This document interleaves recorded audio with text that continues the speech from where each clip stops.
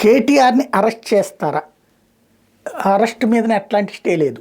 ఇప్పుడు 2 రకాలైనటువంటి ప్రశ్నలతో కేటీఆర్కి చుక్కలే చూపెడుతున్నారు. ఓ పక్కన అరవింద్ కుమార్తో పాటుగా ఎవరైతే అధికార యంత్రాంగం నుండి తీసుకున్నటువంటి వివరాలు అందులో చాలా స్పష్టంగా కనబడుతున్నది.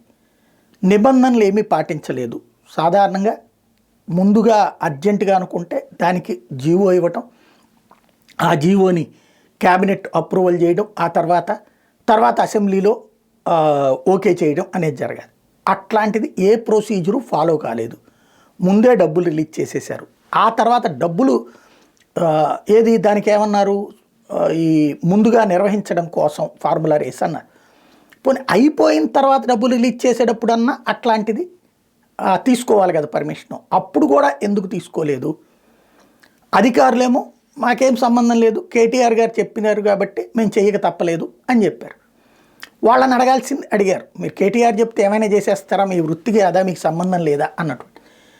మీరు ఎట్లయితే ప్రభుత్వం మాట వింటారో మేము కూడా ప్రభుత్వం మాట వినాలని వీళ్ళు చెప్పి తప్పుకున్నారు. ఇప్పుడు కేటీఆర్దే బాధ్యత, సంపూర్ణ బాధ్యత. నిధులు వితౌట్ పర్మిషన్ వెళ్ళటం అన్నటువంటి చట్ట ప్రకారం అయితే నేరమే. కాకపోతే నీతి అవినీతి అన్నటువంటి పాయింట్ జనం నమ్ముతారా లేదా అన్నది సెకండరీ. అరెస్ట్ చేయడానికి ఆ పాయింట్ సరిపోతుంది. కోర్టు కూడా ఇక్కడ ఎలాంటి అవకాశం ఇవ్వలేదు.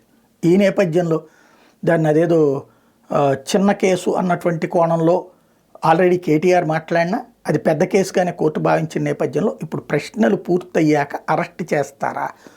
ఇప్పుడు అరెస్ట్ చేస్తే శుక్రవారం, శనివారం, ఆదివారం పండగ పూర్తయ్యాక బుధవారం దాకా జైల్లో ఉండాల్సి వస్తుంది.